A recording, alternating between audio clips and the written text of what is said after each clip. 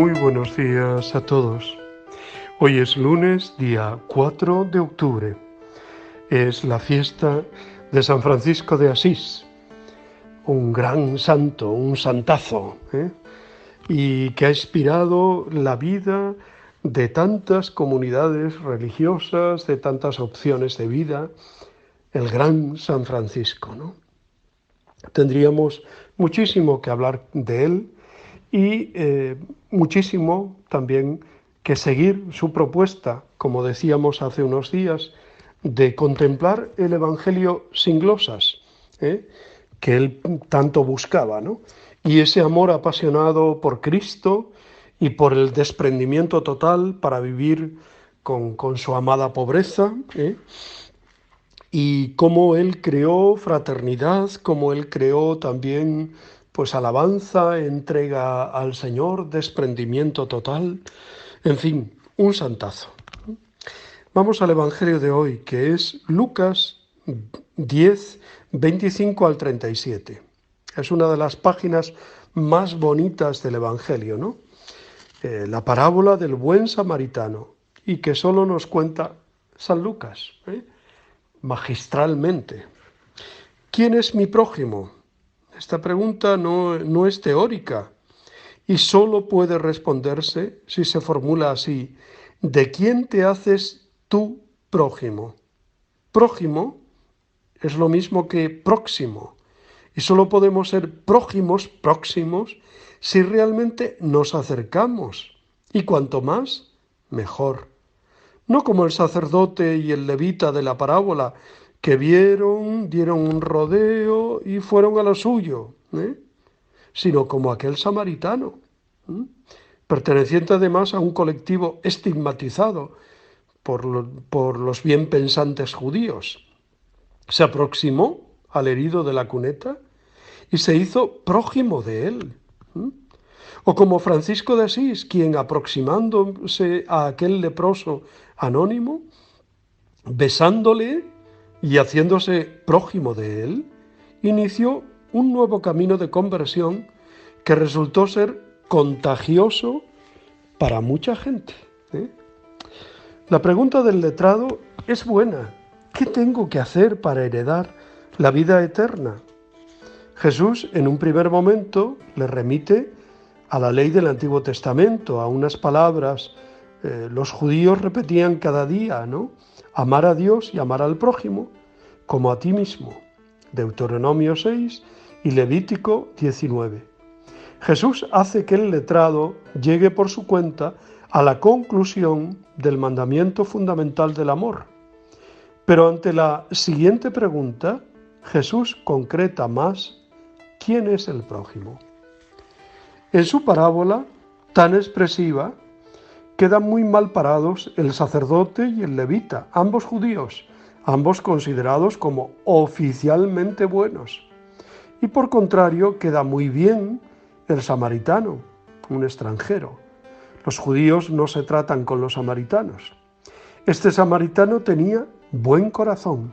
Al ver al pobre desgraciado abandonado en el camino, le dio lástima, se acercó, lo vendó, le montó en su cabalgadura, le cuidó, pagó en la posada, le prometió que volvería, y todo eso con un desconocido.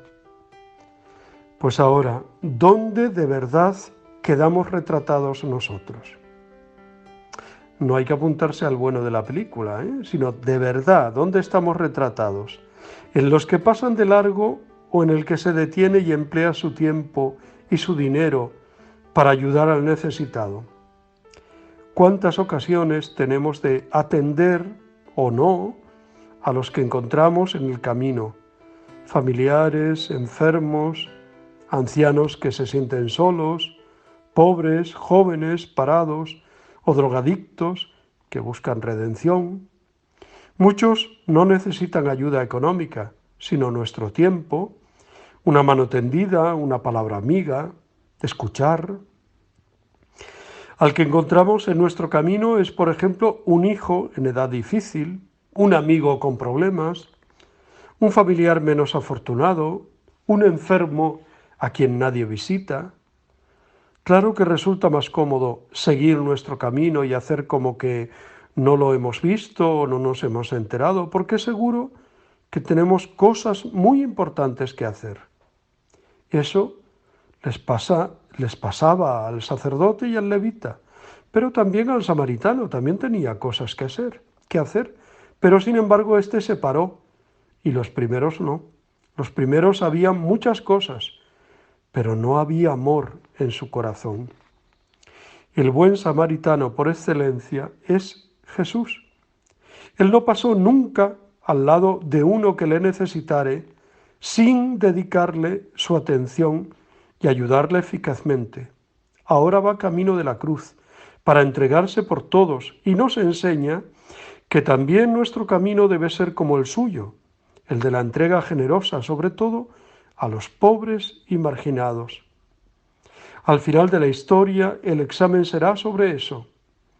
¿Me diste de comer? ¿Me visitaste? ¿Eh?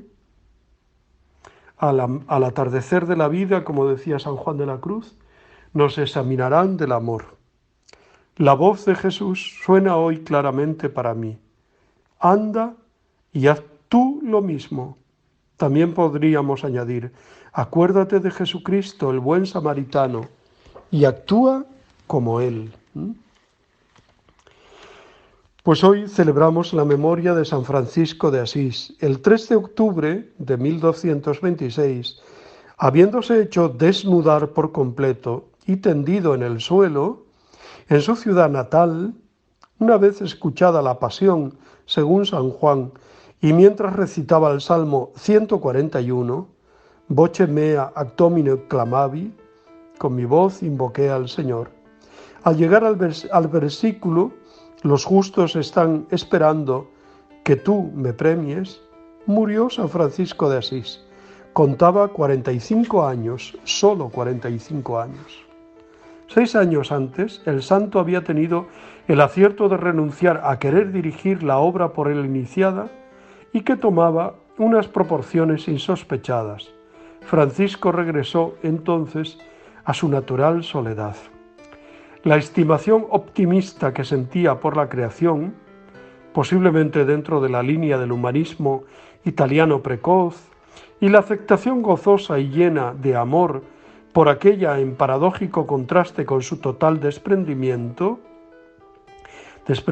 que Francisco en su optimismo llegó a personificar en la Madonna pobreza, como si se tratara de algo positivo, hacen que nuestro santo se aparte en cierto modo de la antigua y más tradicional concepción de la vida monástica.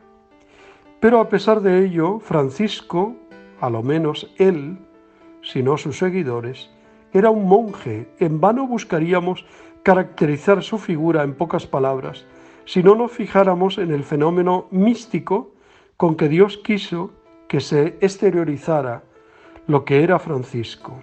2 años antes de su muerte, fue marcado en el monte Berna con los estigmas del Salvador.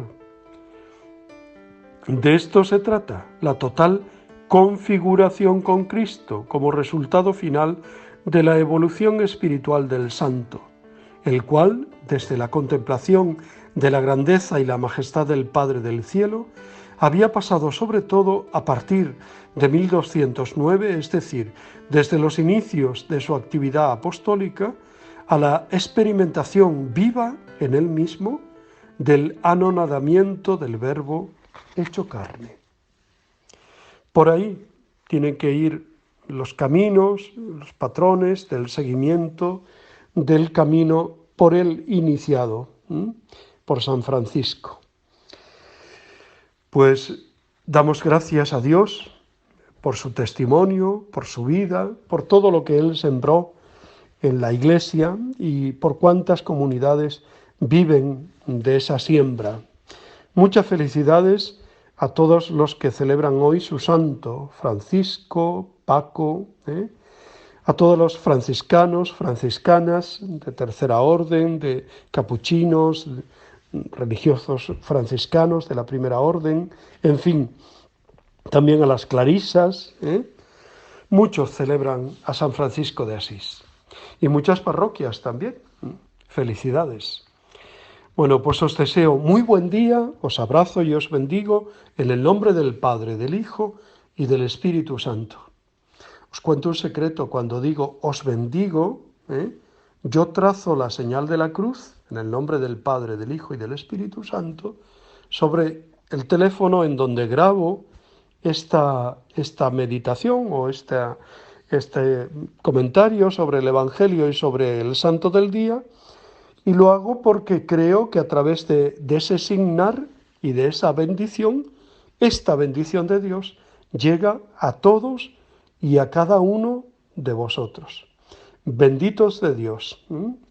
Como bendito fue Francisco de Asís, así benditos de Dios, benditas de Dios, somos todos los que escuchamos también este comentario. Pues no olvidéis lo que os digo siempre, que es verdad. Os quiero.